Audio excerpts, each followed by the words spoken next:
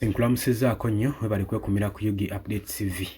Abasuubuzi b'omu kibuga abali mu downtown bategese strike ey'okwekalakaasa wiiki ejja olw'ensonga zino wammanga. Oli ku Yugi Update TV kw'osinzira oba ng'otuwuliriza.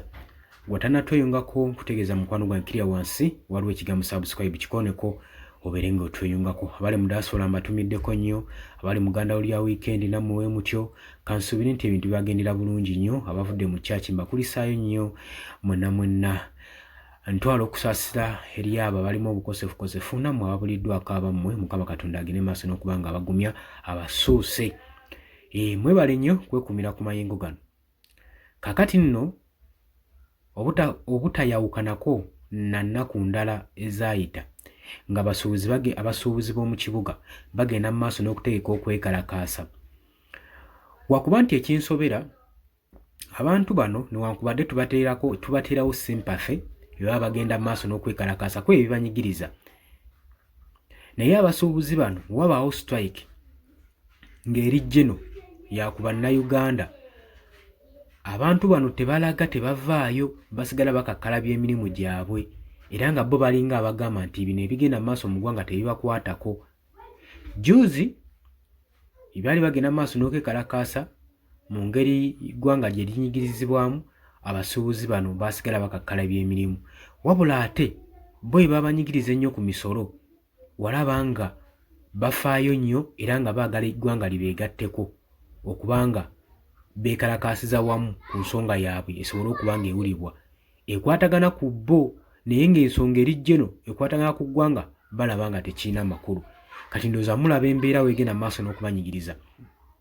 So singa muvaayo ne mukolera wamu ne mukoleramu bukuyege, embeera ezimu musobola ozikwatako nga temutaddemu n'amaanyi, kubanga abasuubuzi bategeeza ky'amaanyi nnyo mu ekonomi y'eggwanga Uganda, era mu ggwanga Uganda mubeere mukola ekifo ky'amaanyi nnyo. So musalawo okubanga muvaayo mwekalakaasa, kisobola okuwulirwa era kiteekako ettaffaali ddene nnyo ku ebyo ebitagenda bulungi mu ggwanga Uganda.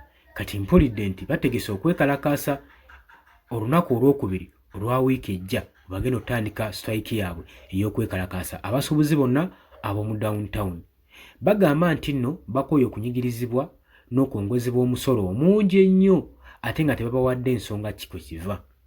Bagamba tewali clarity, tewali clarification eraga ngeri ki musolo guno gye gugenda mu maaso n'okulinnyamu. Gulinnya bulinyi tegwetoolako, ekintu ekiyingiriza ennyo abasuubuzi n'ekonomi y'eggwanga okugisuula.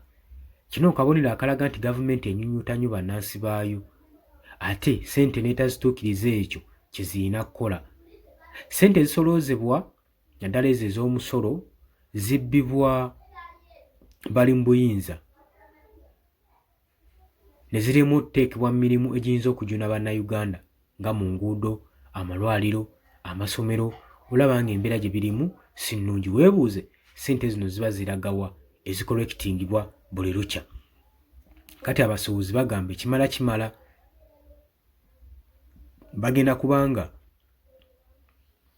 bavaayo ku lunaku olwokubiri lwa wiiki ejja basobole okugenda mu maaso n'okwekalakaasa nga bwe babanja ne ansa ku bibuuzo bye babuuza, engeri ky'omusolo guno gye gulinnyamu bye batannaba kubanga babaanukula.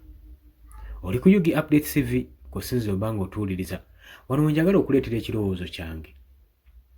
Mulowooza munnayuganda atali musuubuzi asaanidde okwenyigira mu kwekalakaasa kuno okulaba nga babaako kye bataakiriza?